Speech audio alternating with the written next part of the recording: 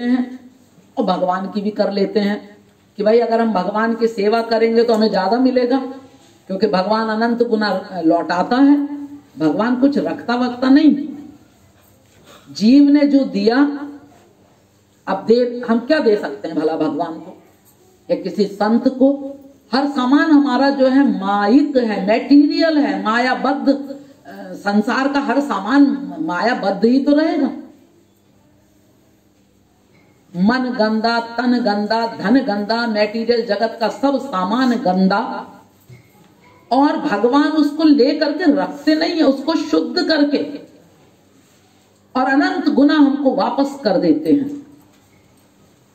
ये हम सब लोगों का अनुभव है। अगर जो लोग थोड़ा बहुत भी दान पुण्य करते हैं तो वो अपनी कंडीशन पे विचार कर सकते हैं कि पहले हम कहाँ थे और आज हम कहाँ हैं। जितनी मात्रा में हम संत की सेवा करते हैं, गुरु की सेवा करते हैं, तो अनंत गुना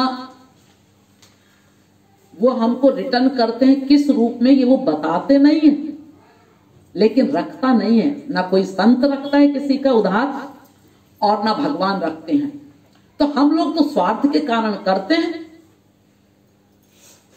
भगवान की उपासना भी इसलिए करते हैं क्योंकि हमको आनंद चाहिए, सुख चाहिए, और सुख भगवान के अलावा अन्यत्र है नहीं। इसलिए हम संतों के पास जाते हैं कि संसार के प्रपंचों से छूटें। वैसे आप लोग जरूरी नहीं है कि इसीलिए जाते हो कि संसार के प्रपंचों से छूटें। बहुत से लोग तो संसार पाने के लिए जाते हैं कि हमारा संसार का ये सामान मिल जाए, वो मिल जाए, बेटे को नौकरी लग जाए, बिटिया की शादी हो जाए, उसको बेटा हो जाए। ये जो संसार का कूड़ा कबाड़ा जगत का सामान, यही मांगने हम जाते हैं। भगवान की उपासना भी इसीलिए करते हैं और संतों के पास भी हम लोग इसीलिए जाते हैं। जबकि प्रारब्ध के खिलाफ किसी की हिम्मत नहीं है कि आपको इतना सा भी कुछ दे सके। अभिमन्यु मारे गए, श्री कृष्ण ने नहीं बचाया, वो तो वहां पे मौजूद हैं और सगे मामा हैं। अर्जुन महापुरुष वहां पे मौजूद है। अरे संसार को संसार के ढंग से निपटिए। ये जो छोटे मोटी सिद्धियां प्राप्त कर लेते हैं भूत प्रेत आदि, वो आप लोगों को बेवकूफ बनाते हैं। आओ हम तुम्हें संसार का ये सामान देंगे, वो देंगे, प्रारब्ध वश वो काम हो जाता है और हम उन्हीं के गुण गाने लगते हैं, उन्हीं के चक्करों में फंसने लगते हैं। कोई नहीं दे सकता किसी को। जब कानून ही नहीं है तो कानून के खिलाफ कैसे हो सकती कोई चीजें? वो हमारे प्रारब्ध में है, इसलिए हो गया, तो हम सोच रहे हैं कि इसलिए हुआ। लेकिन जो सही ज्ञान रखता है, सही गुरु के शरणागत है, या संस्कार जन्य उसको सही ज्ञान है, तो वो फिर श्री कृष्ण को प्राप्त करना चाहता है कि अरे ये माइक जगत क्या है। जब जिन श्री कृष्ण की शरण में जाने पर अगर श्री कृष्ण हमारे हो गए तो अनंत इंद्र, कुबेर, वरुण, यमराज हमारे सामने हाथ जोड़े खड़े रहेंगे। तो हम छोटी मोटी चीजों के चक्कर में क्यों पड़े? अगर प्राइम मिनिस्टर किसी का बेटा हो तो वो मां कहेगी मेरा डायरेक्ट कांटेक्ट है, वो किसी चपड़ासी से या पीए से, किसी से कोई मतलब नहीं है उसको। क्यों? मेरा बेटा, मैं जा रही हूं, कोई रोक के दिखा दे हमको। तो ऐसे ही जब सुप्रीम पावर के हम शरण में हैं तो ये छोटी मोटी चीजें क्या लगती हैं? फिर हम लोग इन्हीं चक्करों में अनंत जन्म अनादिकाल से उलझे हुए हैं, आगे भी उलझे रहेंगे। कुल देवी, ये कुल देवता, और फिर लोगों की ये मान्यता है कि भाई अगर इनकी पूजा छोड़ देंगे तो ये नाराज हो जाएंगे। अगर भगवान की शरण में जाने पर, भगवान की उपासना करने पर कोई देवी देवता अगर नाराज होते तो देवी देवता किस काम के? अरे वो देवी देवता तो स्वयं भगवान की उपासना करते हैं। इन देवी देवताओं को तो पावर श्री कृष्ण से मिल रही है। आप इनकी उपासना करते हैं, आप इनको जो भी दे रहे हैं वो सब श्री कृष्ण को भेंट कर देते हैं। वो फिर श्री कृष्ण जिसको जो देना है वहां से देते हैं। तो हम डायरेक्ट श्री कृष्ण को ही क्यों ना दें? वो भी तो उन्हीं के थ्रू हमको दे रहे हैं। पेड़ की जड़ में पानी डालेंगे तो तने से होके शाखा, उपशाखा, पत्र, पुष्प सब में पहुंच जाएगा। अब जड़ को तो हम नहीं सींच रहे हैं, पत्तों को सींच रहे हैं। फूलों को सींच रहे हैं, डालियों को सींच रहे हैं, पेड़ सूख जाएगा, फल भी नहीं लगेंगे उस पे।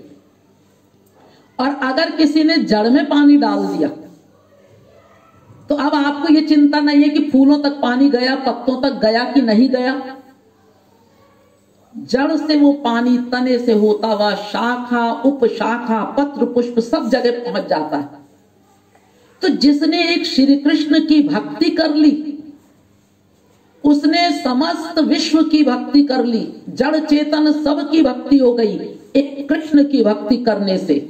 और उन जड़ चेतन को उनका हिस्सा, उनका भाग श्री कृष्ण स्वयं दे देते हैं, जिसके हिस्से का जो हिसाब किताब है। एके साधे सब सधे, सब साधे सब जाई, जो तू सींचे मूल को फूले फरे अघाई। एक को साध लो, इसीलिए कहा जाता है कि अनन्य भाव से एक इष्ट और उस इष्ट तक पहुंचाने वाला एक गुरु। अनन्य भाव से आप अपने इष्ट और गुरु के शरणागत रहेंगे, उनसे संबंधित जो चीजें हेल्पर बन रही हैं वो तो उन्हीं के अंतर्गत आ गई। लेकिन इधर उधर ये देवी ये देवता, ये आपका केवल टाइम पास हो रहा है और कुछ नहीं हो रहा है, केवल टाइम पास। और मानव देह मिलके हम टाइम पास करें, इससे बड़ा दुर्भाग्य भी कुछ नहीं होगा। खाली टाइम पास न करिए, कल्याण की दिशा पकड़िए। तो देने वाली तो केवल राधा रानी है, बाकी संसार वाले सब लेने वाले हैं, लेने की घात में लगे रहते हैं। एक राधा रानी बिना कारण के कृपा करती हैं, बाकी वो जो स्वर्गादिक लोकों के देवी देवता हैं वो भी तब कृपा करेंगे जब आप उनकी पूजा उपासना करेंगे विधिवत। कृष्ण के लिए कोई विधि नहीं है, कोई नियम नहीं है। पत्रम पुष्पम फलम तोयम, पत्ता खिला दो, फूल खिला दो, नहीं है किसी के पास फल तो पेड़ से पत्ते ही तोड़ के दे दो, हम तो वो भी प्रेम से खा लेंगे। इतना सरल, इतना सरल। और देवी देवताओं की उपासना में गणेश जी को सफेद फूल चढ़ते हैं, दुर्गा जी को लाल फूल, लाल कपड़ा, लाल चंदन, बिल्कुल नियम के तहत सब चीजें होनी चाहिए। और नियम से हट के अगर आपने कुछ किया तो वो देवी देवता फिर दंड दे देते हैं आपको। अरे तो भाई, जहां प्रेम के वशीभूत कृष्ण है कि प्रेम से तुम जो भी कर लोगे यथा योग्य मैं सब ग्रहण कर लूंगा, तो काहे को तुम दंड पाने के अधिकारी बन रहे हो? अगर विधि में त्रुटि रही, सरल रास्ता क्यों नहीं पकड़ते हैं हम लोग? और जिन देवी देवताओं की आप उपासना कर रहे हैं वो स्वयं श्री कृष्ण की उपासना कर रहे हैं। पूरा विश्व श्री कृष्ण की उपासना कर रहा है और हम उनको जो देते हैं वो सब कृष्ण तक जा रहा है। कृष्ण से सबको पावर मिल रही है। अगर कृष्ण अपनी पावर देना बंद कर दें, ना सूर्य चमके, ना चंद्रमा चमके, ना अग्नि में दाहकत्व का गुण आए, ना वायु में जो घूमने का गुण है, वायु जो प्राण वायु है, सब समाप्त हो जाए। इसकी कथा है पर बड़ी लंबी चौड़ी है, वो अभी नहीं सुनाएंगे, फिर कभी सुना देंगे आप लोगों को। अभी तो केवल इतना समझ लीजिए आप लोग कि संसार में अगर कोई किसी के लिए कुछ करता है तो स्वार्थवश करता है। राधा रानी करुणा के वशीभूत होकर के, दया के वशीभूत होके, जैसे एक माँ उसको अपने बच्चे पे दया आ जाती है तो कितना भी नालायक बेटा हो, माँ फिर उसको सुधारने का प्रयास करती है, गले लगाती है। तो ऐसे ही राधा रानी करुणामयी माँ है हम सबकी, करुणा के वशीभूत, उनसे कृपा करे बगैर रहा नहीं जाता।